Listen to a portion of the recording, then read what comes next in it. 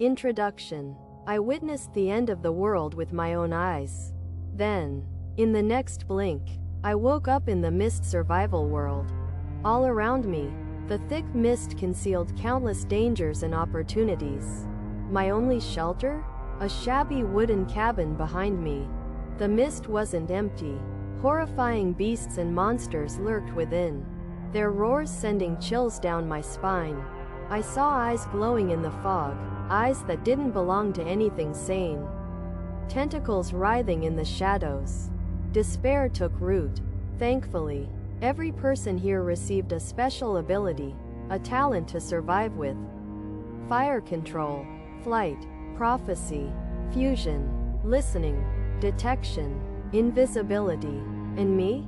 I got stuck with something that felt utterly useless. Transmutation, a power that could change one thing into another. Within the same tier. But then, on a strange impulse I couldn't explain, I used transmutation on transmutation itself. The world seemed to stutter, like a frozen frame in a broken game. Something changed. Now, let's begin the story. In this world, each power belonged to one of 9 great paths. Each path had its own set of 8 unique abilities. When I opened my eyes, a string of system messages greeted me. Welcome to the Mist survival world. Your cabin is your only shelter in the early stages, protect it well. The mist hides dangers and opportunities. Think carefully about how to survive. Every creature has an innate talent, obtainable and awakenable from the newbie gift pack. The system panel can be summoned at any time. But don't get addicted, it won't save you if you zone out. The first 7 days are your newbie protection period. Daytime lasts 8 hours. Work hard to build your shelter. Important, don't go out after dark. Single quote. I inhaled the wooden scent around me. A bed, a table, a window, nothing more. The place was rather shabby. The cabin described by the system was about 20 square meters with cracked wooden walls. At least it was over 2 meters tall, comfortable enough for my 1.8 meter height. Mist survival world. I'm not dead? I muttered, standing at the window.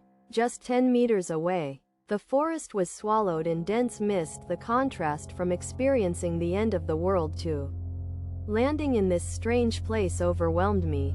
No time to relax. I shook my head. If this really was a survival world, living wouldn't be easy. The mist might hold dangers. Even food and water could be problems. I was a survival game enthusiast back on Blue Star, so I adapted quickly to this system. System panel, I mentally commanded, and a game-like interface appeared. Area chat, marketplace, backpack, personal panel, shelter. Before I could examine the panel, a pop-up appeared. You have an unopened newbie gift pack. Open it now? I thought of the talents mentioned earlier and eagerly tapped yes. Sacrificing 20 years of stress, open it. Single quote. Congratulations. You've obtained a low-quality iron axe, a bottle of water, 2 pieces of bread, and 5 inventory slots. Congratulations. You've obtained the talent, transmutation. Skipping the junk, I checked the talent. Transmutation can convert any object to another of the same tier. Limited by spiritual energy. Usable 3 times daily. Was it good or bad? Hard to tell. Transmutation seemed underwhelming. I noticed spiritual energy in the description and opened my personal panel. Name: Zhang Lin. Talent: Transmutation. Constitution: 8. Intelligence: 12. Stamina: 98 100ths. Spiritual energy: 50-50. Overall rating: unranked. As a game fan, I understood it all quickly. 10 was average constitution, I was a bit weak. Understandable for an office worker. But 2 points higher than average intelligence? Guess I was smart after all. I checked the rest. The marketplace was grayed out. Backpack showed 5 slots. 3 occupied by gift items. Same items could stack. Shelter only had 1 building. Damaged wooden cabin. Tier 0. Cannot upgrade. Wood. 0 100ths. Stone. 0 50ths. Evaluation. Might not survive the night. Looks like I guessed right. Danger surrounded me. I needed to upgrade the shelter fast. I opened the area chat. Messages flashed. Zhang Shu. Wasn't the world ending? Did aliens save us? Roger. Doesn't matter, just survive. The system says it's dangerous. Lin Hong. Collect wood and stone quickly to upgrade shelter or you'll die. Mia. Can someone explain more? Single quote. I ignored useless denial messages and looked for info. Zhang Shu. I got swift talent, super fast. But kind of useless. Yi Feng. I got fire manipulation, uses spiritual energy to create fire. Super strong. Talents varied. Stone transmutation. Invisibility. Detection. Even prophecy, though prophecy only worked within half a day. Survival and crafting talents seemed most useful. Then I saw someone else with transmutation. Shu Qian. My transmutation talent is trash. Used it to upgrade my axe, it turned into a stick. How do I chop trees with that? I grimaced at the screen. Transmutation. Such a chicken rib talent. Just as I was losing hope, I reread the description. Can transform any object into another of the same tier.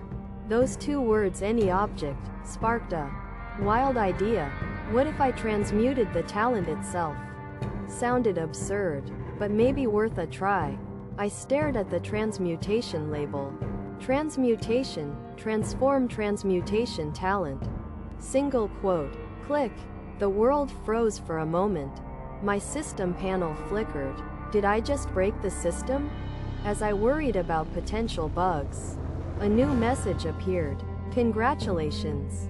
You have obtained the unique talent, mutation. Mutation. Can upgrade any object to a higher tier once. Based on spiritual energy input. Usable twice a day.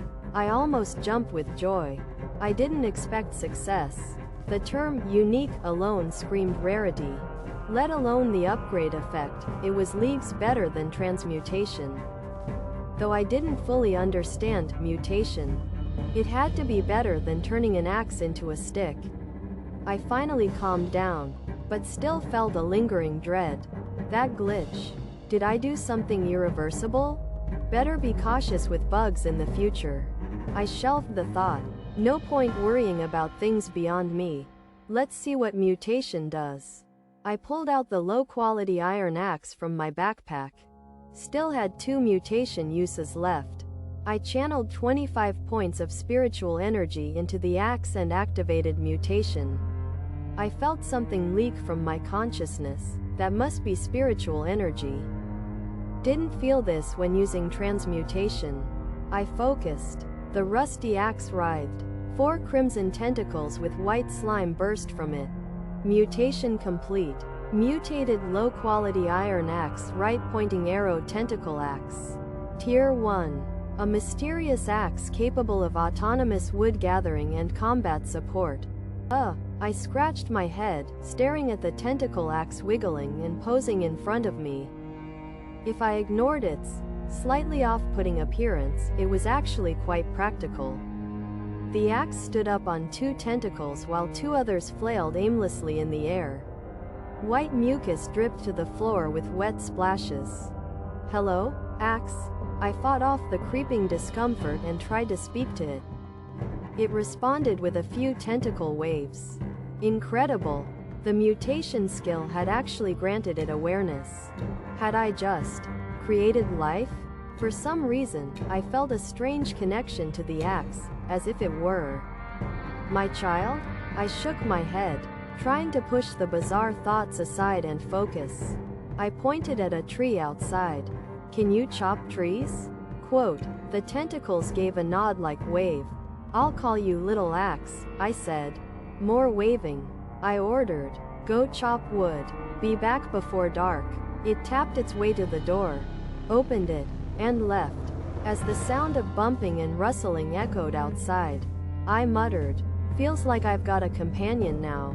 I scratched my head again. No point thinking too hard, this world was weird enough already.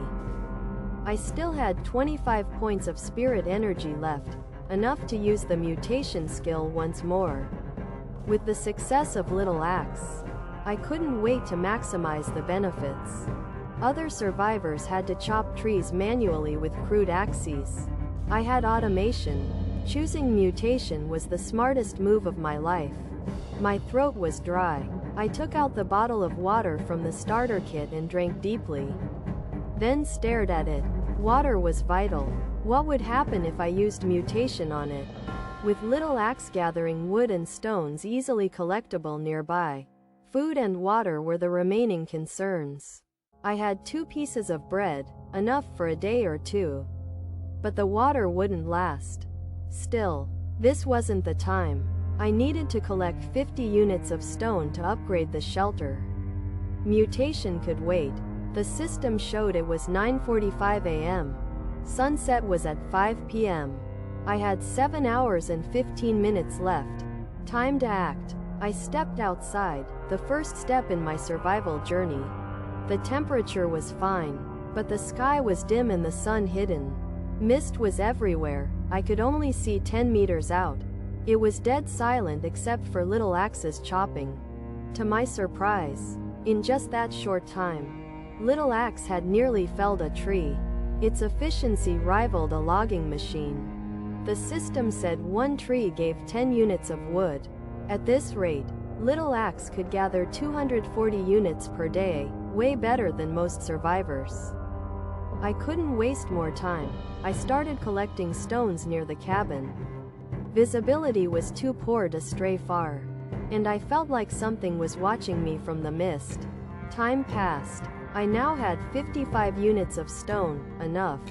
I'd picked every rock near the cabin, even some half-buried ones.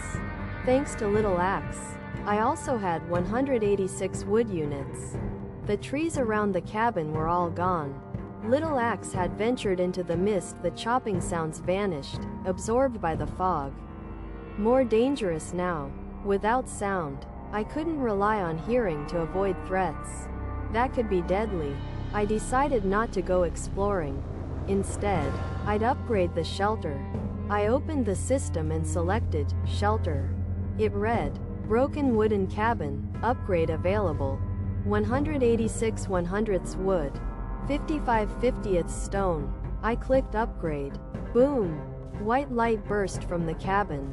When it faded, a sturdier wooden house stood in its place, reinforced with stone. The upgraded shelter now read, "Mixed stone cabin, level 1." It wasn't perfect, but I was content. I entered the cabin. The layout was the same, but now a strange oil lamp sat on the table. The system said the lamp resisted the dangers of the dark. I didn't fully understand, but I wasn't going to argue. I sat on the bed, ate a piece of bread, and drank the last of my water. One last try, don't disappoint me. I looked at the empty bottle. No better choice. Mutation skill. Activate. With 25 spirit energy. The bottle squirmed and morphed into a cup with red tendrils. It pulsed as if alive. Red tendril cup, level 1, can generate infinite water when rooted to the ground. Amazing. I placed it in the corner. The tendrils dug into the floor, and clear water began to seep out. Just as I started feeling relieved, I heard the pattering of tentacles outside. Little Axe was back, but one of its limbs was missing. Something went wrong. I quickly realized it. 3 thick trees were wrapped by Little Axe's tentacles. Their stretchiness astonishing. If it were me, just lifting one would be difficult. Yet Little Axe had left behind one of its tentacles in the mist. What exactly happened out there? No time to investigate. I touched the wood system backpack, instantly retrieved it. Wood plus 29. I brought Little Axe inside and shut the door. After confirming the surroundings through the window, I finally relaxed. Little Axe had some combat ability, clearly noted in the system's evaluation. As a first-tier creature, it wasn't just an item. Compared to me, an unranked human, it was clearly stronger. I couldn't even lift the wood it did with ease. If it were me, I'd already be dead, I muttered, checking Little Axe for injuries. Visibly, it seemed fine, tentacles still wiggling. Only green fluid at the broken end suggested a missing limb. Can it grow back? I asked, thinking of an octopus. To my surprise, Little Axe nodded its tentacle. Amazing. Little Axe could regenerate. If only it were smarter, it might survive better than I could in this world. While I spaced out, I felt a tug on my pant leg. Looking down, Little Axe pointed in a direction inside the cabin. You want me to go there? It nodded. After some hesitation, I chose to trust it. I checked around, nothing to defend myself with. The red cup was half full of water. Time: 4:15 p.m. 45 minutes to sunset. Off we went. Little Axe led with splashing sounds. I followed, ready to retreat if needed. Visibility dropped. I could only see 6 meters ahead. I scanned the surroundings constantly. Unlike me, Little Axe walked boldly, its 2 tentacles swinging freely, showing no fear. We walked about 40 steps, roughly 20 meters. Then it stopped and pointed ahead. I saw a wooden treasure chest lying on the muddy ground. Nearby, 1 red tentacle. 1 mantis blade? The mantis blade was bigger than a human arm, serrated and terrifying. 1 swing, and I'd be decapitated. Looking at Little Axe, was it a draw between them? Did they exchange blows and retreat out of mutual respect? Is it safe? I asked. Little Axe nodded. I stepped forward. System scan. Wooden treasure chest. 95% chance for Tier 1 items. 5% Tier 2. I picked it up, it was heavy. I examined the mantis arm and tentacle. Mantis blade. From a Tier 1 mutant beast can be used as forging material or a weapon. Note: meeting its owner equals death. Unknown tentacle. Function unknown. Maybe emergency food? I glanced at Little Axe, it seemed to step back. Was it my imagination? I shrugged and picked both up, clipping them to my belt. The tentacle was gross. Let's go back, I said. On the way, Little Axe kept its distance, as if disgusted. I looked at the gooey tentacle. Understandable. Still, I muttered, even my own limb is gross to it. Sad. Back at the cabin, no incidents. 10 minutes till sunset. I shut the door, dropped the loot, and eyed the treasure chest. Offering 20 years of bad luck, open. A white flash. Inside were 3 items. 1 thorny wooden stick, Tier 1. Usable as a weapon. Has indescribable potential, if you dare. 2 crude iron pickaxe, Tier 1. Can mine minerals. Straightforward and reliable. 3 tomato seeds, could yield tomatoes, or dried husks. Depends on how you use them. Perfect. Except I couldn't farm. But the other 2 were great. The pickaxe was key for gathering resources. Upgrading the shelter required more materials, stone and crystals. Pickaxe should help once I find them. The stick also solved my weapon problem. This trip was worth it, thanks to Little Axe. Where was it? I turned and saw it in a corner, sleeping? Strange. Can axes get tired? Maybe it really is a new form of life. With nothing else to do, I opened the region chat. 200 fewer people, likely lost to the mist. Caution is king. Without Little Axe, I'd never have ventured out the first day. Most people only see what they want, missing the real danger. The night fell. The strange oil lamp lit up on its own. A dim, reddish glow spread to every corner of the wooden cabin. I looked out the window. The mist had surrounded the cabin, stopping just half a meter outside the light's reach. Beyond that, nothing could be seen. The gray fog began to turn black, consuming everything in sight. I shut the wooden window and secured the latch. The unsettling feeling of being watched finally faded away. That confirmed it, something was watching me from within the fog. But nothing had happened when I entered the fog during the day. Maybe it was due to the beginners protection phase the system mentioned? Looking at the upgraded wooden cabin and the glowing oil lamp, I felt much more at ease. I pulled out the thorned wooden stick, held it in my hand, and lay down on the wooden bed. The little axe seemed to be asleep, silent in the corner. The red tentacle cup had already filled with water, 1 cup every 30 minutes. More than enough for drinking. My eyelids grew heavy. The day's tension and fatigue pulled me into sleep. In a drowsy haze, I faintly heard knocking at the door. Thump thump. I jolted awake, confused. Thump thump. The sound came from the wooden door. Cold sweat soaked my back. I instinctively gripped the thorn stick tighter. Ghosts here too? I glanced at the corner. Little Axe was still sleeping like a pig. The oil lamp illuminated the entire cabin quietly. Thump thump thump thump. The thing outside was growing impatient, pounding the door harder. My heart pounded, legs weak. I slid off the bed and moved slowly toward Little Axe. Just as I was about to reach Little Axe, the knocking stopped. I waited for a long while to be sure. Finally, I sighed in relief. The door wasn't strong, but whatever was outside hadn't broken in.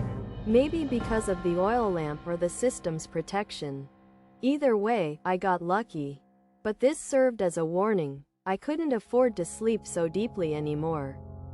I glanced at the still sleeping Little Axe and decided not to wake it. It was 2 a.m. I sat back on the wooden bed and opened the regional chat. In just a few hours, 300 people had disappeared. That many couldn't all be careless. Some must have died in their cabins. Shelters aren't completely safe, I thought with a chill. Glad I'd upgraded my cabin and gotten the oil lamp. Unable to sleep again, I browsed the chat. People were sharing their terrifying experiences. Red eyes at the window. Scratching sounds. Sheer panic. Clearly, I wasn't the only one encountering weird things in the mist. Those who could speak had survived. The rest, their fate was clear. I must upgrade the shelter again tomorrow, I resolved. Shelter was the key to survival. A sudden thought hit me. I opened my personal panel. Name: me. Talent: mutation art. Unique: Constitution 8. Intelligence 14. Stamina 85/100. Spirit 50/50. Overall evaluation: unranked. Spirit had fully refreshed. Had my intelligence increased by using the mutation art twice? No one else mentioned this. I didn't dwell on it. Mutation art had refreshed. I wondered, what if I mutated the cabin itself?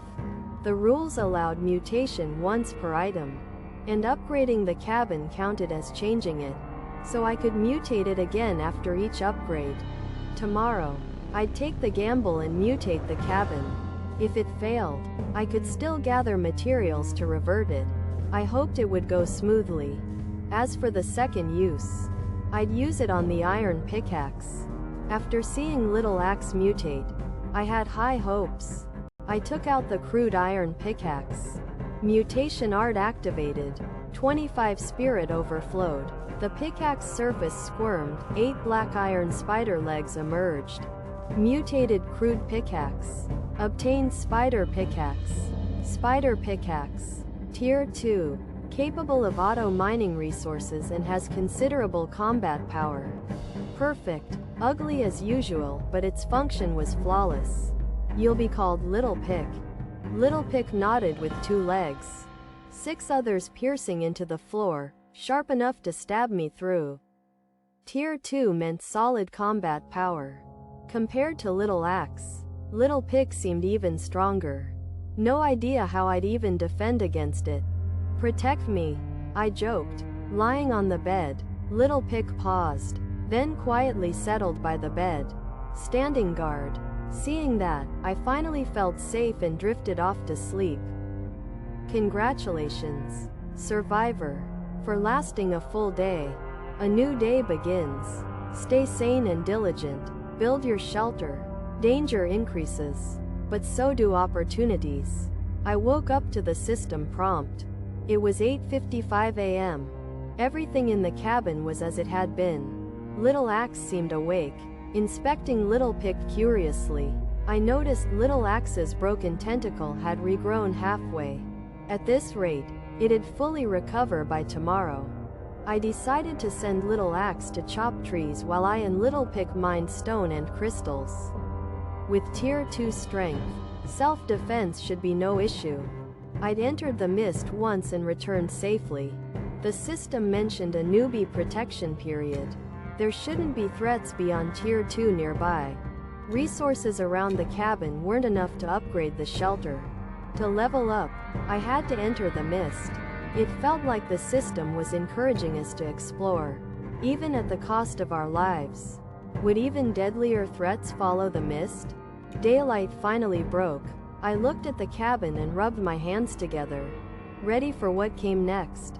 I grabbed my thornwood stick, called over Little Axe and Little Pickaxe, and stepped out of the wooden hut. Tomato seeds and the red tentacled cup were left in the corner of the hut, while yesterday's mantis scythe and Little Axe's severed tentacle were tucked under the wooden table.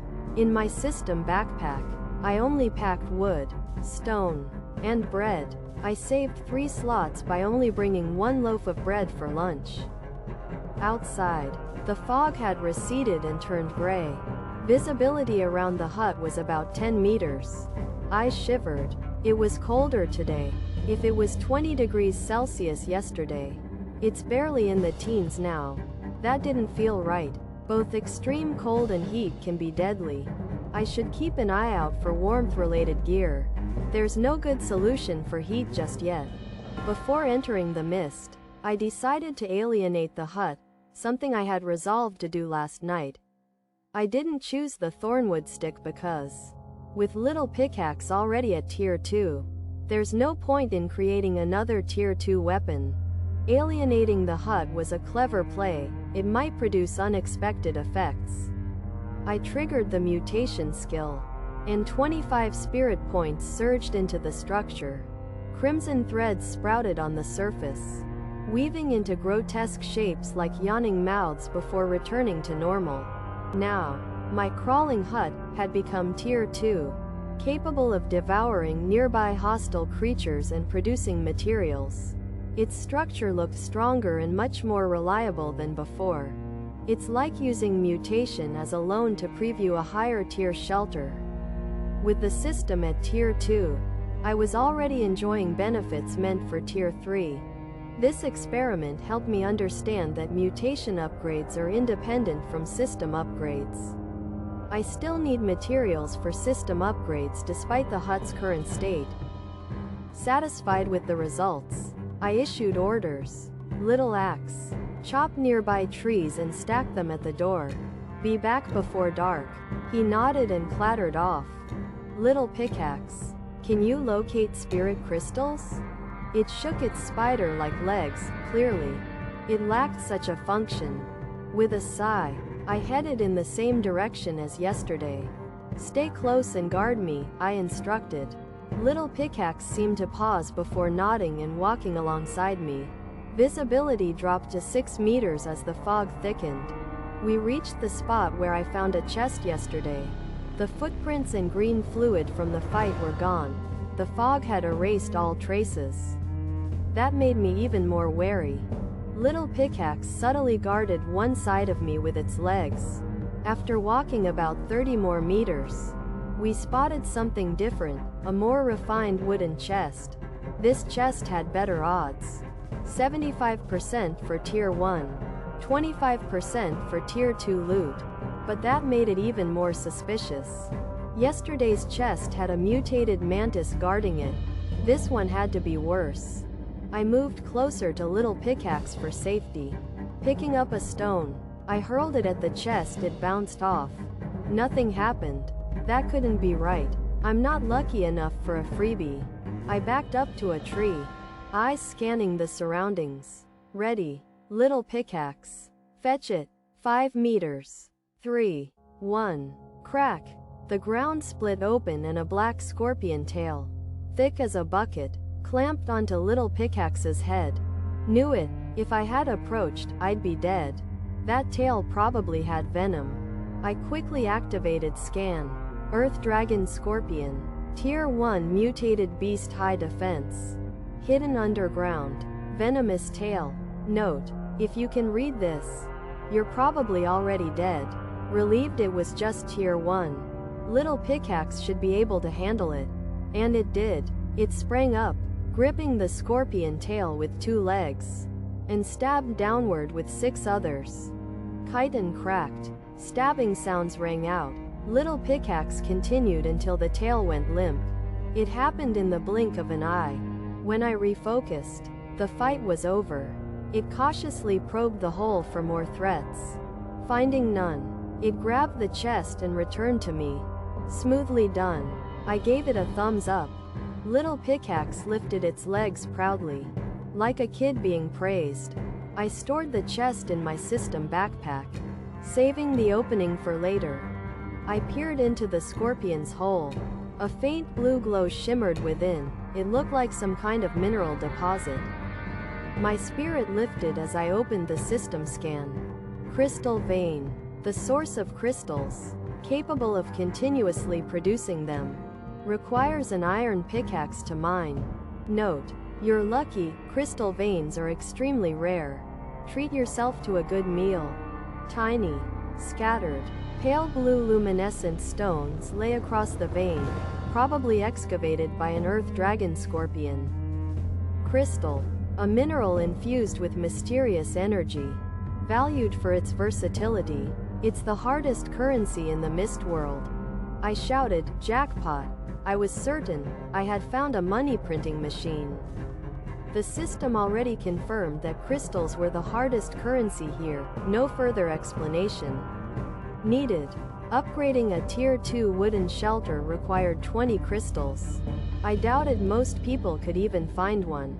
Most survivors today still struggle to reach tier 1, unaware of what a crystal even is. Once more people reach tier 1, they'll discover crystal requirements and be forced to explore the mist. Unless someone's outrageously lucky, finding a crystal near their cabin is nearly impossible. The mist is extremely dangerous. Without my hatchet and pickaxe, I wouldn't have survived the entry. Most shelters will be stuck at tier -1 for a long time. I bet trading posts will eventually open, allowing survivors to barter freely. I calmed my excitement and observed the area. Only the tattered remains of the Earth Dragon Scorpion remained. Earth Dragon Scorpion corpse. Tier 1 beast. Heavily ravaged. The tail is laced with poison. Usable as forging material or a direct weapon. Note: whether by luck or skill, you shouldn't have been able to beat it. Still, congratulations, you avoided becoming feces. I reached out and touched the thick, bucket-sized scorpion tail, stashing it into my system backpack. Pickaxe, dig, I commanded, scooping up scattered crystals from the tunnel. Crystal +8. Clang, clang, clang. The pickaxe started work. No supervision needed, just like the hatchet. A tireless laborer. I picked stones nearby. With the thorny wood stick, even deeply buried rocks could be pried loose. While collecting, I opened the regional chat feed, my key source of intel. Chat channel, 9468. The casualty rate was high, dozens gone since 2 a.m. yesterday. One message caught my attention. Zhang Shu. Guys, guess what? I found a treasure chest. It gave me a crafting scroll and 20 crystals. No idea what it does though. Some explained crystal uses. Others asked about the scroll, but Zhang Shu stayed cryptic. I remembered Zhang Shu, an active guy with the Swift Technique talent. Swift Technique wasn't a powerful talent. but good enough for self-preservation and looting early on. The scroll he got must be rare, likely a production-type item. From my survival game experience, I knew production tools were the most valuable in this world. I kept reading, found someone with invisibility wreaking havoc in the mist. Jealousy hit me hard. Another girl had detection technique, could sense everything within 30 meters. I craved that skill.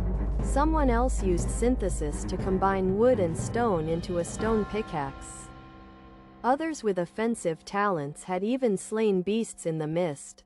Clearly, I wasn't the only one with opportunities. Many thrived here thanks to powerful talents. I set aside my pride. Stay cautious, stay humble, only then can I go further. Still, I was ahead of most. Only a few had such strong talents. Roughly 1 or 2 out of 100 had above average talents. Truly enviable ones? 1 in 1,000. Time passed quickly, focused work does that.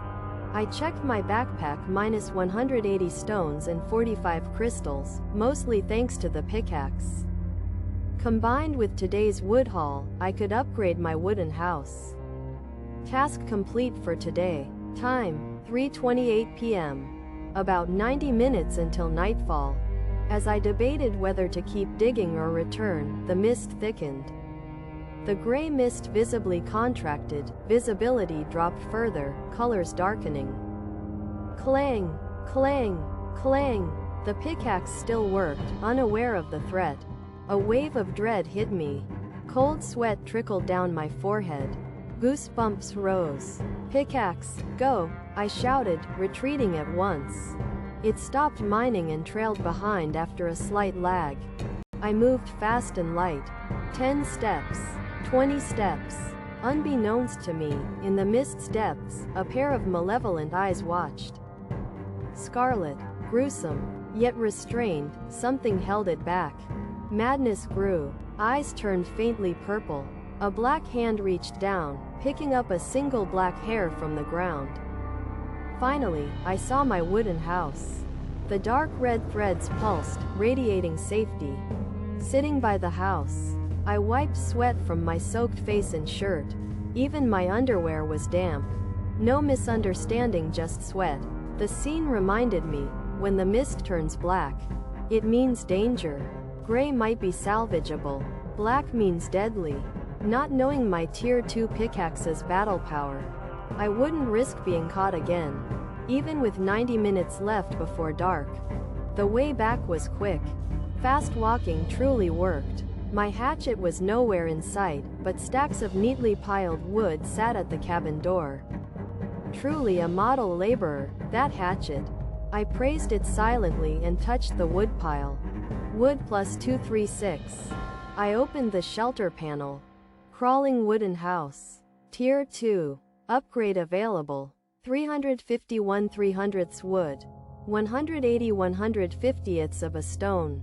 45 20ths crystal. This upgrade will make the house sturdier but not raise its tier. I clicked upgrade. Boom! A blinding white light enveloped the wooden cabin. Just like when I previously leveled up. The light and effects vanished in an instant. And the cabin had completely changed. The entire structure expanded, and the walls had clearly thickened. Tiny crystal shards filled the cracks, emitting a faint bluish glow. The mutation features remained, dark red threads winding along the surface of the wood. Pulsing slowly, blue and red intertwined in a uniquely striking style. Pulsating mixed crystal cabin. Tier 2. Non-upgradable. 51 500ths wood. 3200ths of a stone. 25 100ths crystals. Evaluation. Barely qualifies for survival in the misty world. But only during the newbie period, and with a bit of luck. The system's evaluation had changed. My previous ramshackle or stone-mixed cabins had no chance beyond the newbie stage. But this crystal-mixed one gave me hope. I figured it was the crystals, they greatly enhanced the cabin's defense. Along with the strange oil lamp gifted by the system, I could now survive the initial stages. But that last comment from the system was ominous. Did that mean bad luck could still bring fatal danger? Beyond what my defenses could handle? I instinctively recalled the strange shifts in the mist and the vague sensation of being watched. No time to slack off. Now that I've mastered the mutation art, I have to give my all. Life only gives you one chance. Carelessness means game over. Pickaxe Jr. Keep digging stones around here, I ordered. I needed to work harder. By getting my employee to work harder. Pickaxe Jr., my MVP employee, got to work immediately. Clang, clang, clang. Its spidery limbs flailed around awkwardly. But the efficiency was incredible. Watching it work so hard gave me a strong sense of security. My own efforts didn't even come close to what Pickaxe Jr. achieved. As a good boss, I needed to manage the big picture. Like opening treasure chests, I took out a wooden chest and gently stroked its surface. Wooden chest. Contains random items 75% chance tier 1. 25% chance tier 2. Sacrificing 20 years of illness. Open. Quote. A flash of white light. Brighter than last time. From the effects alone, I knew this drop would be better. Power slide. Skill book. Tier 2. Focuses all body strength into legs for a powerful forward slide. Boosts with stamina. Without physique talent. Might be better for fleeing. Physique potion. Permanently increases physique by 3. Makes your meat tender and delicious. Only 2 items this time, a blue book and a white potion. I set them aside. The empty chest joined the others in a corner.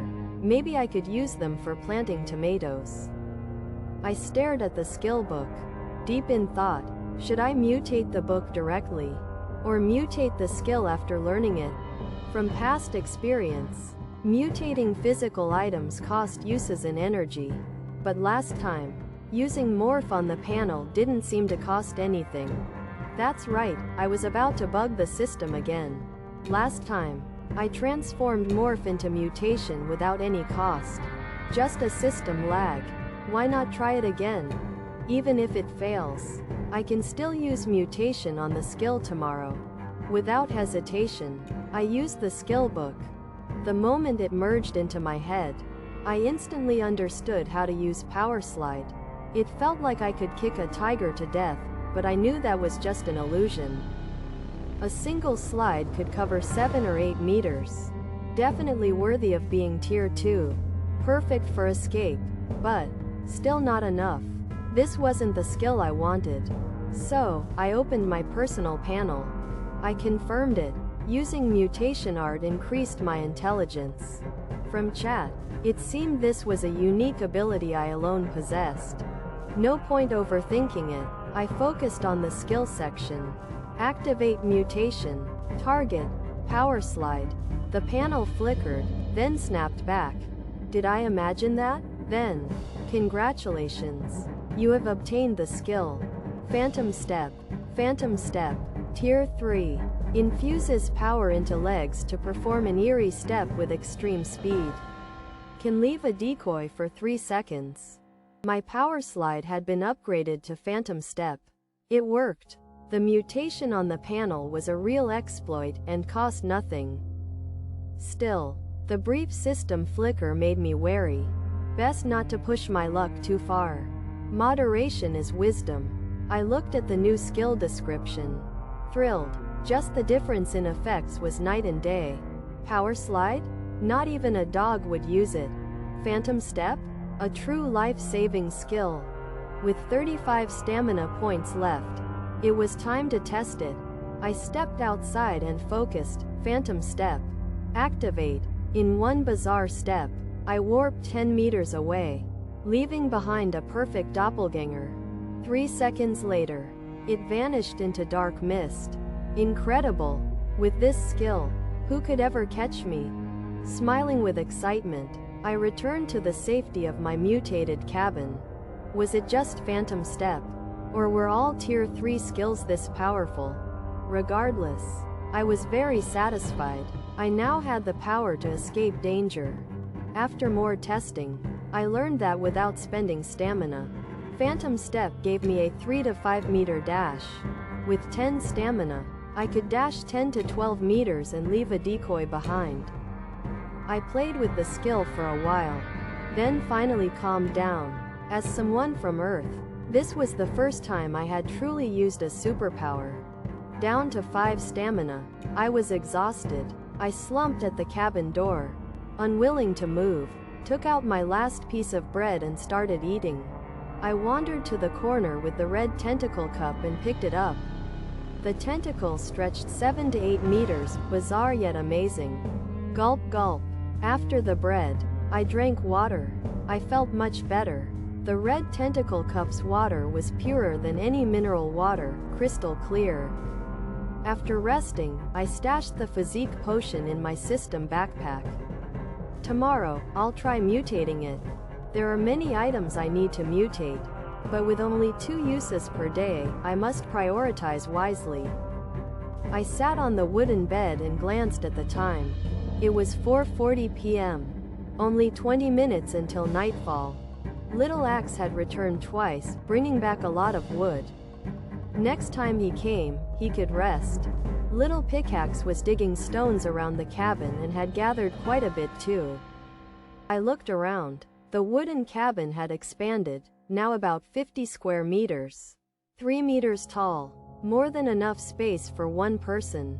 Especially since I didn't have much furniture. Still just a bed, a table, and a window.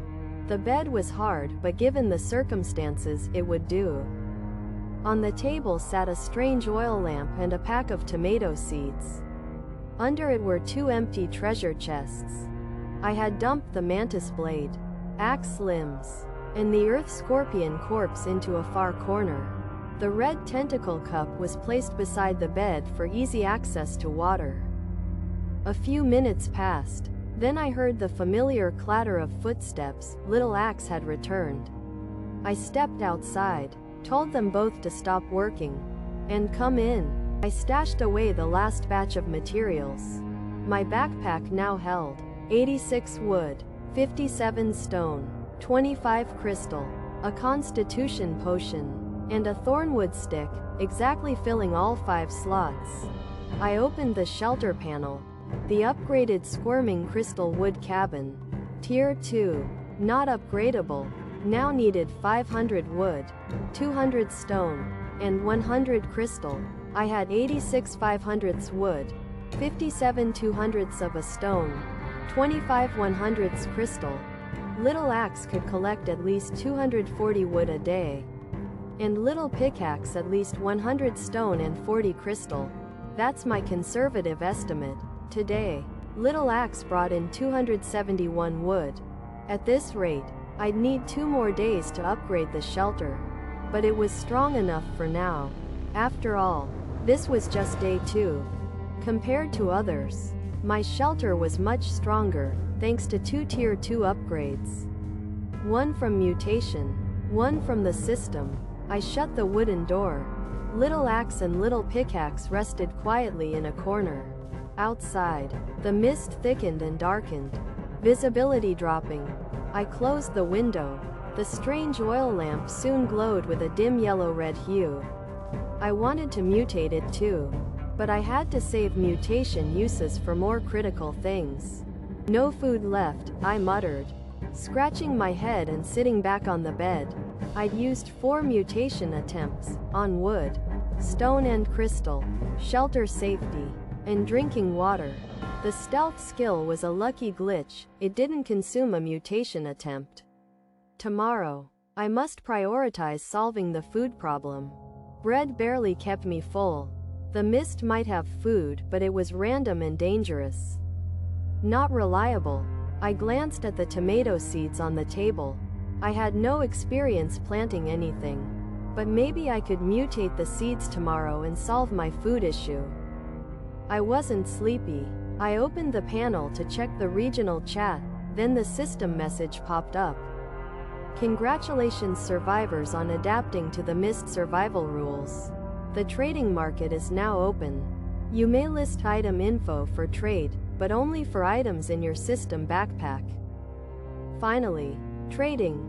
I was excited. As a survival game fan, I knew how useful a market was. But I was disappointed, it only allowed listing item info, not the items themselves. I'd hoped to use it as an alternate inventory, but the system was strict. Makes sense. If direct item uploads were allowed, the backpack would be useless. Opening the marketplace, I saw many listings. 10 wood for half a bottle of water, 20 stone for food, even some weird ones like worn stockings for food. The prices weren't crazy. Plenty of people in the region had food and water sources nearby, unlike my area which had nothing but barren pine trees. I used 15 stones to buy an apple, and 30 wood for a leather jacket. I hadn't forgotten the cold this morning. It might not be just the mist that's dangerous. Humans are fragile, catching a cold could kill. I took a bite of the apple. Checking it first, it tasted normal. I kept browsing. Nothing else was worth trading. People weren't stupid, valuable stuff wouldn't appear easily. I reviewed my own items, not lacking anything. Nothing to sell either. As for the beast corpses and parts in the corner, I'd keep them for mutation attempts. The system mentioned the mantis blades and scorpion tails could be forged. I didn't know where yet, but if the system said it, it must be possible. I closed the market and opened the regional chat. The chat was quieter now, likely due to danger in the mist, but those still alive were becoming smarter. Most had upgraded their shelters to Tier 1. Materials were manageable and talents helped. Or they traded for what they lacked. 3 messages caught my eye. Shu Qian turned a tree into an apple tree using transformation skill. Lin Yifeng walked over 10 kilometers and saw another cabin. Fu Wei killed a humanoid monster with decomposition skill. So that's where the apple came from. I remembered Shu Qian. I changed my skill to mutation because of her turning an axe into a stick. Now I see that transformation isn't useless, just weaker than mutation. Mutation is leagues ahead. I also remembered Lin Yifeng, the guy who awakened stealth. I couldn't believe he walked 10 kilometers. I've only gone 100 meters so far. Can stealth really let someone roam freely? Maybe just during this newbie period. I felt mist survival wasn't that simple. What truly mattered was the realization that I could meet other survivors. In the world of mist survival, what's the scariest thing? It's never the environment or the eerie dangers around, it's other people like me. Danger can be guarded against, but the malice of others cannot be sensed. If I'm not mistaken, I sensed another survivor just a dozen kilometers away. That's not too far for those with strong talents. I need to plan ahead. Thankfully, not everyone has the ability to become invisible, and the fog is dangerous enough to stop most people. Besides, I'm not helpless. I have level 3 ghost step, a level 2 pickaxe, and a level 1 hatchet. And if that's not enough, my level 2 creeping wooden cabin isn't just for show. I pushed the thought aside and turned my attention to the monster encounter reported by someone named Fu Wei.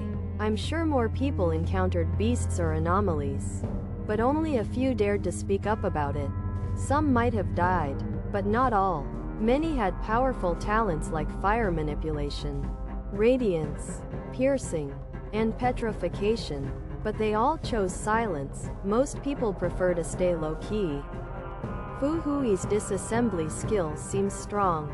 Maybe it breaks items into small pieces. I swiped a few more times but didn't find any useful info. I closed my eyes to rest and reminded my hatchet and pickaxe to keep watch. They nodded, or at least, I think they did. Exhausted, I drifted off, warning myself not to sleep too deeply in case something like last night happens again. In the dead of night, a shadow approached. Its yellow-green single eye glowed faintly. But before it could attack, Crimson threads from the cabin wriggled into a gaping maw and devoured it whole. The threads pulsed, then spat out a horn and several crystals. The crimson threads seemed even deeper in hue afterward. Farther away, hidden in the black mist, scarlet eyes watched in shock, then turned vicious, as if spotting a delicious meal. The night passed in silence. Congratulations, survivor. You've made it to day 3. The first survival trial has ended. Your survival proves your strength and luck. This world does not need the weak. Keep striving with wisdom and effort to go further. A surprise has been arranged near you. Go find it. Good luck. Single quote. I was awakened by the system message. Annoying as ever. But I caught the key point. There's a reward nearby. Survival trial? I opened the system panel and checked the chat. Channel 8286. Over 1,000 people vanished overnight. What happened last night? I felt nothing. Slept like a log. Turns out, many were attacked by beasts, monsters, and even mysterious anomalies. Those who upgraded their shelters to level 1 survived. The strange oil lamp kept monsters out. The unlucky ones didn't make it. Now, the survivors who made it are begging for materials to upgrade. But no one is helping. Survival comes first. I checked the time. 8:59 a.m. Almost daylight. But first, I had today's mutation skill to use. I looked at the tomato seeds. Mutation activated. 25 spirit energy overflowed and fused into the seeds. They wriggled and transformed into a purple, fuzzy, slimy meatball-like object. Delicious meatball seed. Level 1. Grows fast. Yields lots of meatball fruits. Ugly, but nutritious. My mouth twitched. That's more than just ugly. Trying not to gag, I buried the seed beside the cabin. No way I was planting that thing indoors. It was colder today, maybe only 10 degrees Celsius. I had to prioritize collecting warm materials. I'd wear the leather jacket I traded for yesterday.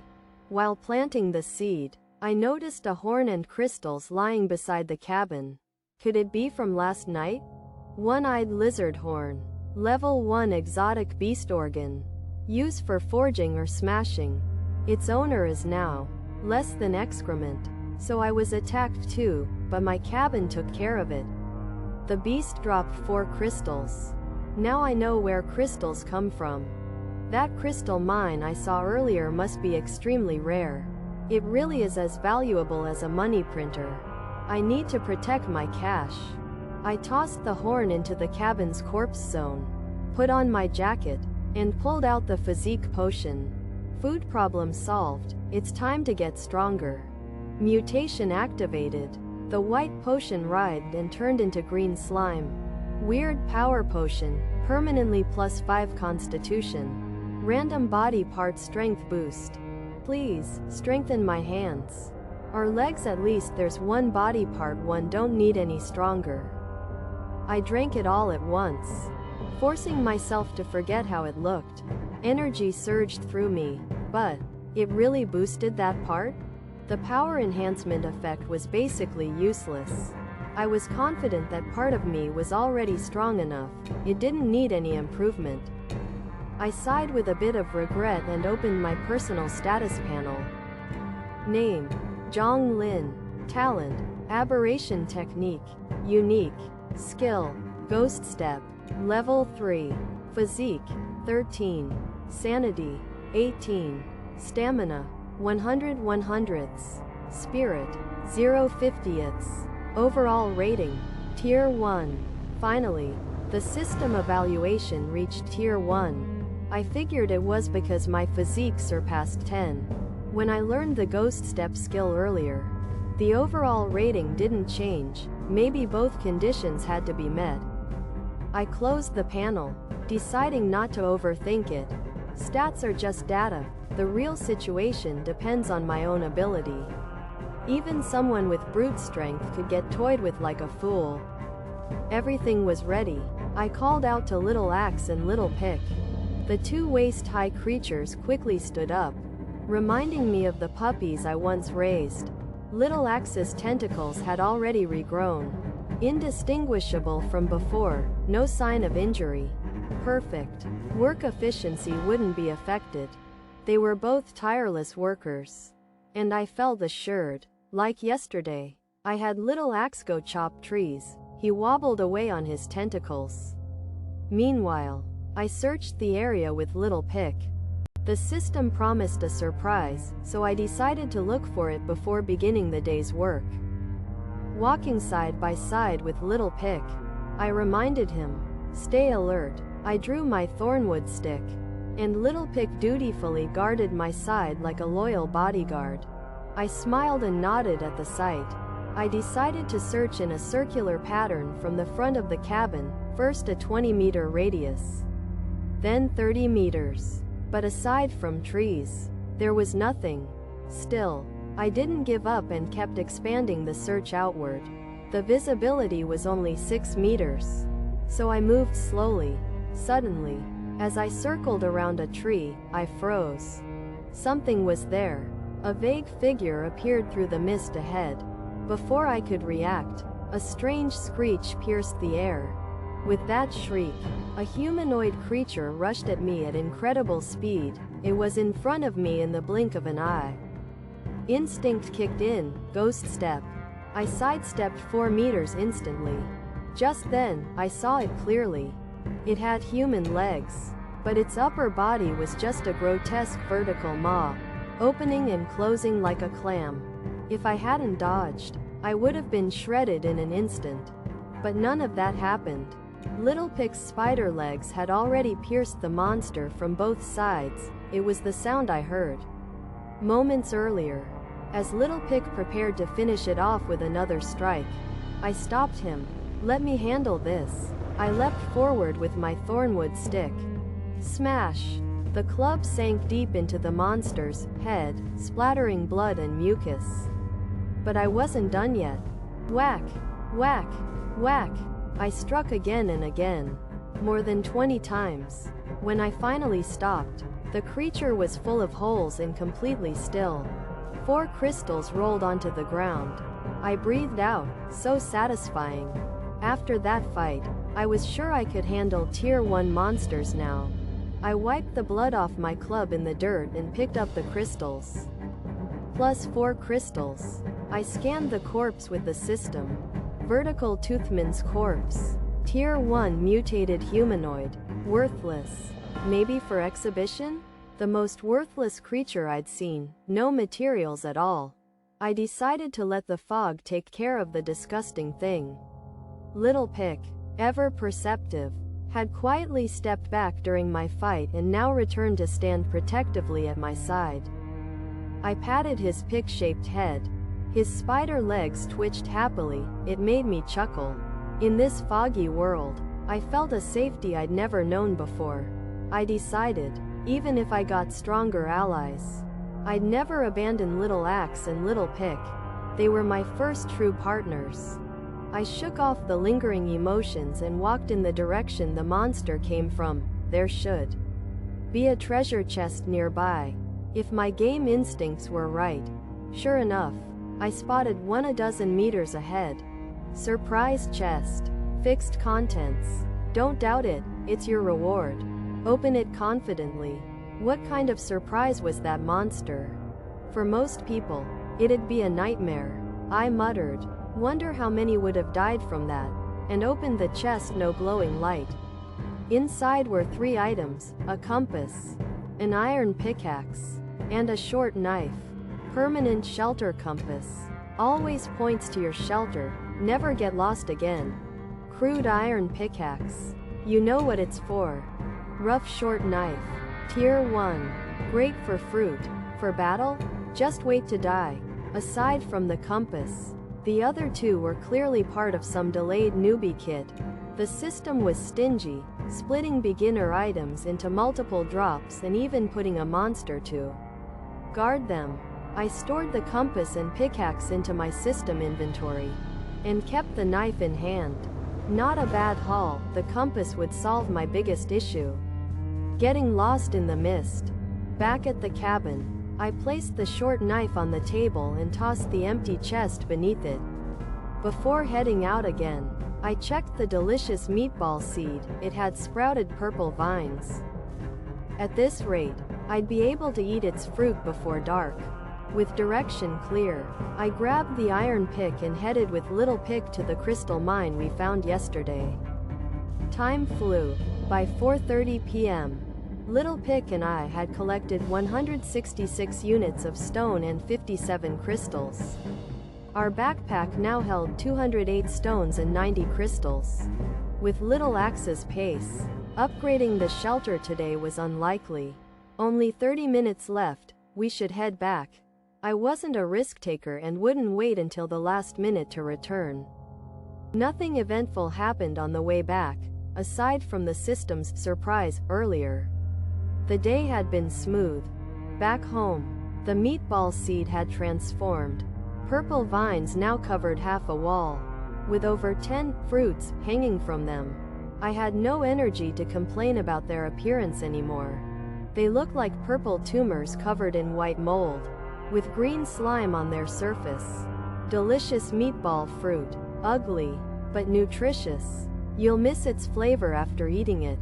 I picked one up. It was palm-sized and definitely filling. Just gooey. I fought the nausea and took a bite. Juice exploded in my mouth. And that wraps up today's video. I hope you found it entertaining. If you enjoyed it, don't forget to give it a thumbs up and share it with your friends. I'd love to hear your thoughts.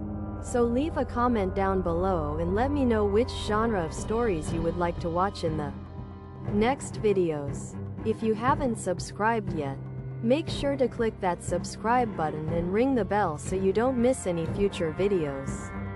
Thanks so much for watching, and I'll see you in the next video. Stay awesome, everyone.